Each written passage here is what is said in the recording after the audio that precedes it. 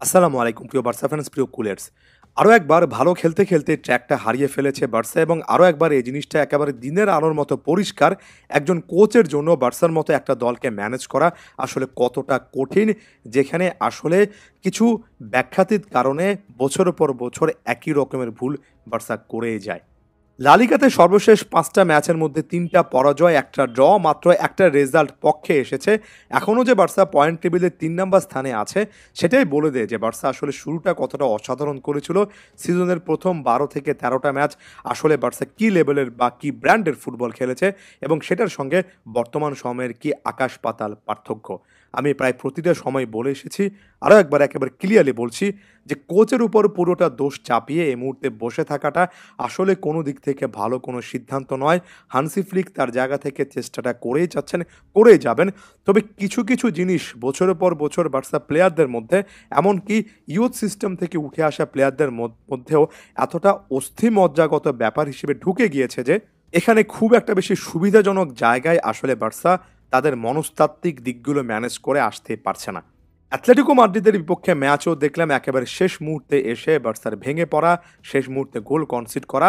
আবার একই সঙ্গে কি দারুণ মুদ্রর এপিঠ ওপিঠ দেখা গেল। পেদ্রি এমন একটা ম্যাচ কাটালেন, পেদ্রির মুভমেন্টগুলো এখন পর্যন্ত চোখে লেগে আছে, গোলও পেয়েছেন।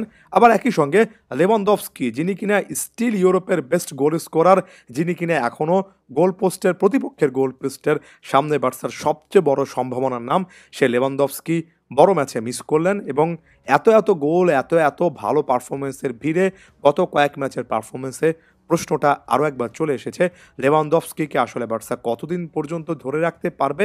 তার যে যথেষ্ট বিকল্প নেই, এই সমস্যা, এই প্রকট সমস্যা আসলে বার্সা কীভাবে মেকআপ করবে? এই যে অনেক ভালো খেলতে, খেলতে হুট করে একেবারে খেই হারিয়ে ফেলা, এই যে প্লেয়াররা শেষ মুহূর্তে, এটা একেবারে জানা কথা যে প্রতিপক্ষের প্রবল চাপের মুখে ভেঙে পড়ছে। এই জিনিসগুলোকে আপনি একজন কোচের ট্যাকটিক্সে কিভাবে ব্যাখ্যা করবেন? কিভাবে একজন কোচ আসলে তার দলটা সাজালে, কি ট্যাকটিক্স অ্যাপ্লাই করলে, অফেন্সিভ, ডিফেন্সিভ কি জিনিসপত্র, কি স্ট্র্যাটেজি হাতে নিলে আসলে শেষ মুহূর্তে এসে এভাবে পয়েন্ট হারানোটা বন্ধ করা যায়? আমার কাছে কোচিং ম্যানুয়ালে একেবারে সম্পূর্ণ ফুটবলীয় কারণটা জানা নেই। আমার কাছে ব্যাপারটা অনেক বেশি করে মনস্তাত্ত্বিক মনে হয় এবং সেখানে আমি আসলে বুঝতে পারছি না, লম্বা একটা সময় ধরে আমি নিজেও উত্তর খুঁজছি কিভাবে আসলে বার্সাকে এই জায়গা থেকে বের করে আনা যায়।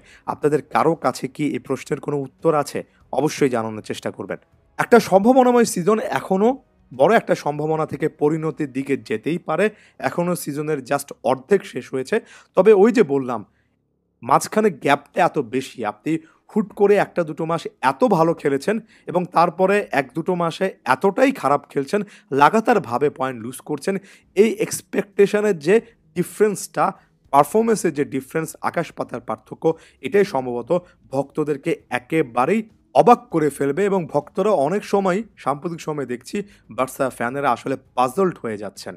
একেবারে কমপ্লেক্স একটা অনুভূতি তাদের মনের মধ্যে আছে। তারা আসলে বুঝতে পারছেন না ঠিক কোন সিজনটা বার্সার হবে, ঠিক কোন মোমেন্ট থেকে বার্সাকে কেন্দ্র করে অনেক পজিটিভিটি লাগাতারভাবে বলা যাবে। এই যে একটা প্রসেস ডেভেলপমেন্টের কথা বলা হচ্ছে, সেটা নিয়ে বারবার বলেছি, সেটা দিয়ে শেষ করছি।